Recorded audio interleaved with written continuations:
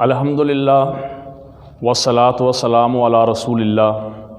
محترم ناظرین، رسول اکرم صلی اللہ علیہ وسلم نے فرمایا جنت میں ایک محل ہے جس کا اندر والا حصہ باہر سے اور باہر والا حصہ اندر سے دکھائی دیتا ہے۔ جب نبی اکرم صلی اللہ علیہ وسلم نے جنت کے اس محل کی اور بھی بہت ساری خصوصیات اور خوبیاں بیان کیں تو حضرت ابو مالک اشعری رضی اللہ تعالی عنہ انہوں نے پوچھا، اے اللہ کے نبی صلی اللہ علیہ وسلم جی، یہ محل جس کی آپ نے یہ خوبیاں بیان کی ہیں یہ کس خوش نصیب کو ملے گا؟ یعنی اس کے اندر کیا نشانیاں ہونی چاہیے یا کیا عمل کرنے چاہیے کہ جس کو یہ جنت کا محل ملے گا؟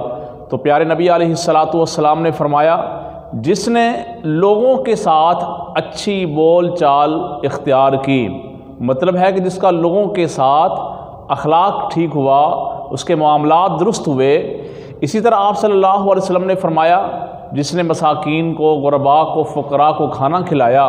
اور تیسرا عمل پیارے نبی علیہ الصلاۃ والسلام نے یہ بیان کیا کہ اس نے رات گزاری نماز کی حالت میں، جبکہ باقی لوگ، اس نے رات گزاری اس حالت میں کہ وہ نماز پڑھ رہا تھا جبکہ باقی لوگ وہ آرام کی نیند سوئے ہوئے تھے۔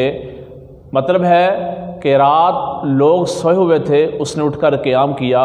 پیارے پیغمبر علیہ الصلاۃ والسلام نے فرمایا، جس کے اندر یہ خصوصیات ہوں گی، جس کے اندر یہ کام پائے جائیں گے، جو یہ کام کرے گا، پیارے پیغمبر علیہ الصلاۃ والسلام نے اس کو جنت کے ایک بہترین محل کی ضمانت دی ہے۔ السلام علیکم ورحمۃ اللہ وبرکاتہ۔